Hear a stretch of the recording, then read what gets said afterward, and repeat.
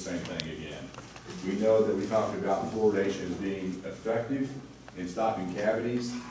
Safety comes in that it is safe for every system in your body. That's been studied ad nauseum, and it continues to be studied.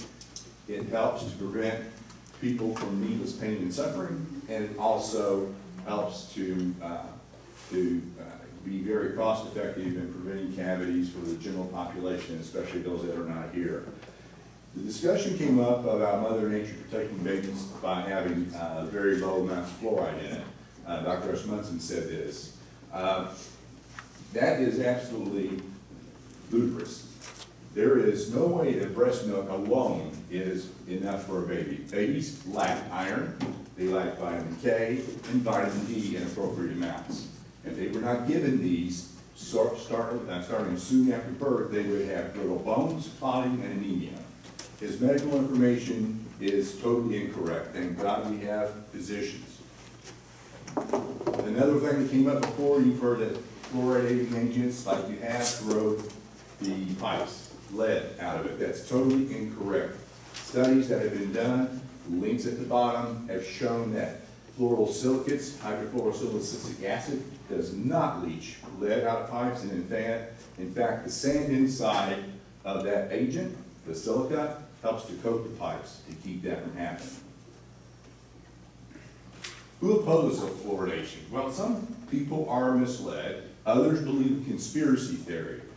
An investigative journalist from the Post-Standard in Syracuse put into words, and she said Paul Conant, who is the head anti-fluoridationist, came here to speak.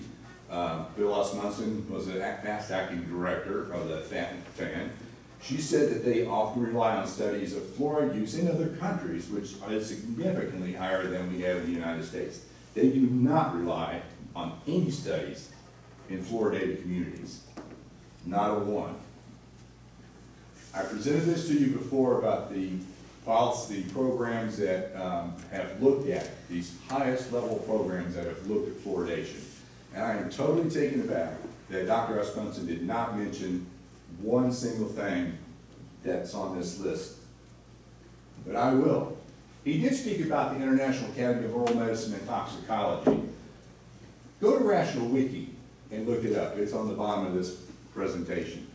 The International Academy of Oral Medicine and Toxicology is a quack organization based in Canada that promotes dental woo.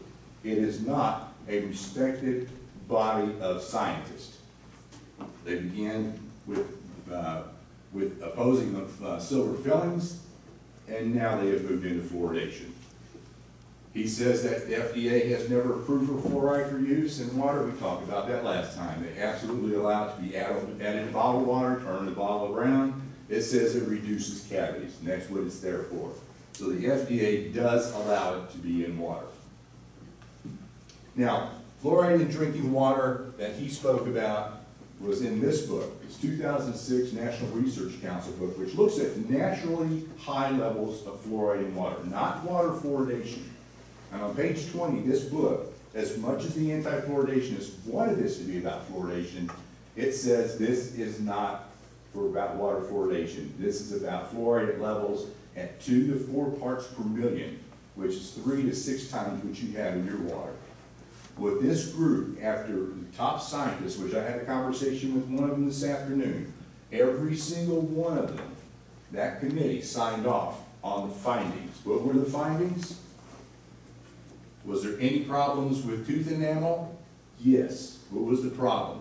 A brown stain, like I showed you back in the beginning of 1901 when we discovered it. Was there any other problems with any other system in your body? Absolutely not. All the literature they studied for the previous 10 years on fluoride proved that no other system was affected. To say that this has not been looked at is absolutely incorrect. This is the highest level of folks that look at this stuff, one of the groups. What is tooth dental fluorosis? Dr. Asmunsen does something which I have told him before in the other area here in New York when we have discussed this. He will take the teeth that are very mild to mild fluorosis, which he shows you something more in the moderate. That does not happen from water fluoridation. The very mild to mild, and he will do exactly what you are not supposed to do to these teeth, and that is to cut them down and put a veneer. And if you don't know what a veneer is, it's a partial crown. $10,000 to $15,000. That borders on malpractice and is unethical. When you see these teeth come in and that have that very mild, see a little white spot? That's very mild fluorosis. You don't see that walking around. That's called snow capping. That's mild.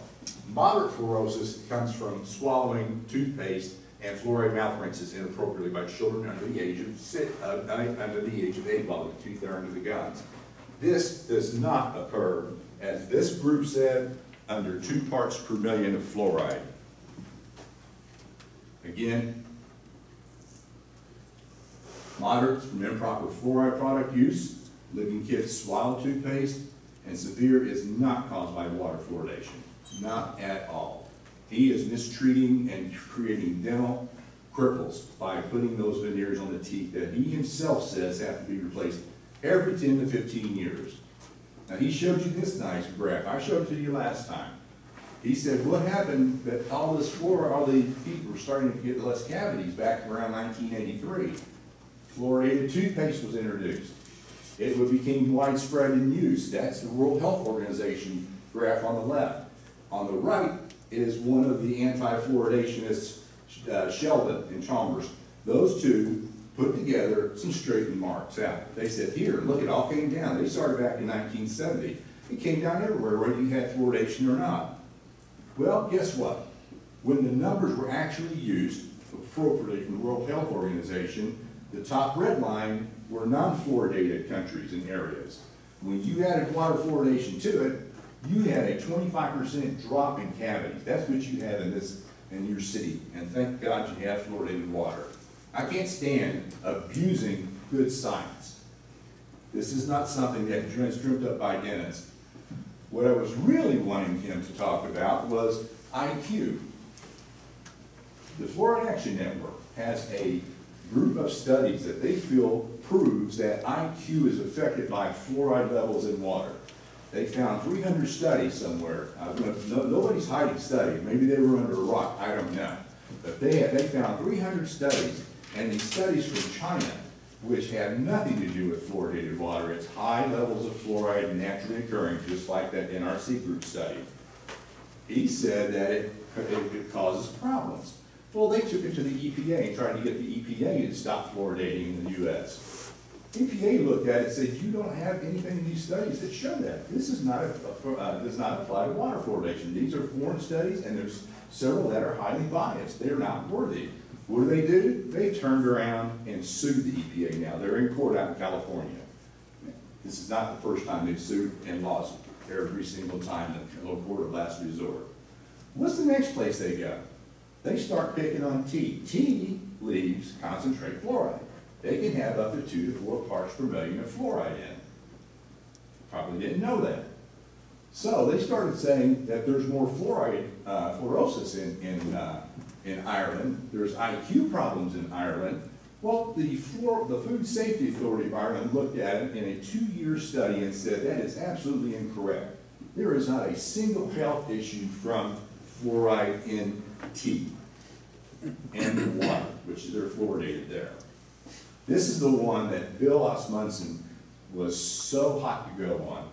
This is the National Toxicology Program, which looks at toxins in the United States. There are many agencies, and they do the research at a high level to figure out if there's a problem or not.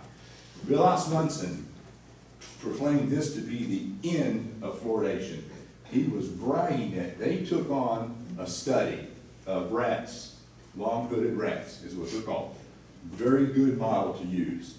They gave those rats 0 parts per million fluoride, 10 parts per million of fluoride water, and 20 parts per million. What that equates to is fluoridated water all the way up to 4 parts per million. They knew what they were eating, how much fluoride was in it, bragged about this study. The results came out a little earlier last year, and the study results said there's not a bit of issue with IQ. The rats have no problems with any sensory or motor disorders, no brain cell death, nothing. They have not uttered a word about this study. Paul Conant has not uttered a word about this study because it blew them out of the water. They got what they wanted. It wasn't saying what they wanted, so they have not mentioned it. You might be interested to know that the American Psychological Association has noted that over the past 100 years in the United States, IQ has increased by 30 points. That's called the Flynn effect. Dr. James Flynn was the one that discovered that. Now, I could stand here and tell you that fluoridation was introduced and has grown over the last 100 years. Did that cause that? That's a correlation. I was showing somebody else a correlation like the one gentleman said, that the number of people who jump out of boats and die is equivalent to the number of people who get married in Kentucky. I mean, there are correlations, and I'm not joking, I'll show you those too, and there's causation. But the facts are IQ in every industrial country is going up, and we're fluoridated. There is a fantastic study that has been done in New Zealand. It was done over a 38-year period with the same people being followed, over 1,000 people being followed from infancy all the way through into their 30s and 40s. It was the same exact people, and they looked at if they were in a fluoridated area, if they received fluoride tablets because they were not, or if they just had toothpaste, fluoridated toothpaste or nothing else. And what they found was that there was not a single IQ difference with fluoridated water versus those that do not have it. That is the only study in fluoridated communities that's been done, a huge study. Now, he did mention the ones about the Mexican study and the one that was talked about, the Canadian study. Those are very interesting. What they measure is the fluoride that's coming out in the urine of pregnant mothers. And they're measuring to see if there are IQ changes. Well, the thing they are not measuring, and the thing that is going to have to be measured, is what are they taking in their mouths? They're not looking at how much food they're getting. They're not looking at water. They're not looking at pesticides. They're not looking at a lot of other things that are being exposed to. The findings from these two studies, and the one has not been published yet, but I have spoken with one of the authors in the Canadian study, are similar in the urine fluoride content between the Mexican, which says use salt fluoridation, and the Canadian. So, they're going to have to find out what the differences are. But they have people who had up to 4 parts per million of fluoride in their urine. That ain't coming from fluoridated water at 0.7 parts per million. This is one of the co-authors, and she says, I continue to support fluoridation, and if I was pregnant today, I would drink it. If I was in a false salt fluoridated community like Mexico, I would not. I would limit my salt intake. These are your experts, just a few of them. A few of them. The American Academy of Pediatrics, CDC, American Dental Association, World Health Organization, Mayo Clinic, all back fluoridation is safe and effective. To summarize, fluoridation is effective in preventing at least 25% of cavities. It is safe for your body. There's no evidence that shows harms. And it's cost-effective means, most cost-effective means to reach everybody in a community with its cavity-fighting benefits. There's not a single adverse health effect that's ever been demonstrated from drinking fluoridated water, even back when we discovered it in 1901. Benefits everybody in the community, regardless of your color, their socioeconomic status, going to school, able to go to the dentist. People here are able to go to the dentist. It saves, and his numbers are incorrect, not $38, this has been refigured, it's $32.19 per person per year, every year in dental treatment costs. What does that mean for Potsdam? That means $500,000 is saved in dental treatment costs from your families that they can spend on goods and services here at home. It is recommended, as I said, by all these organizations and leading health and scientific organizations around the world. Not a single credible scientific organization in the world opposes water fluoridation. Not one. I'll leave you with the last one. This is a picture that a gentleman sent to me. It was taken from a Florida, some kind of a show on fluoridation. The claims remain the same. Only the time has changed. This was from the 1950s and the age of the internet, which spreads this information around. Don't know if you can see it. There's no way to control the amount of poison that your child will take in. Form your own opinions. We need more facts. We need more information. Be safe. Why would you risk a little poison? Shall we continue to contaminate our pure water supplies with sodium fluoride, skull and crossbones? Today, fast forward, same exact stuff. We study fluoridation more than immunizations have been studied. More. And it's that important for us to continue to do it, and we will continue to do it. I'm speaking for the medical community and the dental communities that have done these studies, and I did my research in it as well. But I'm a little person compared to these wonderful, wonderful groups that have done this. Thank you for your time. I appreciate it. Thank you.